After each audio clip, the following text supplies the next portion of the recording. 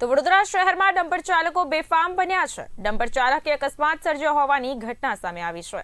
જણાવી દઉં કે પૂરપાટ ઝડપે આવેલું ડમ્પર ઘરની દિવાલ સાથે અથડાયું, ત્યારે ઘરમાં રહેલા લોકોએ સાક્ષાત મોતને નજરે નિહાળ્યું હોય તેવો ઘાટ ઘડાયો છે।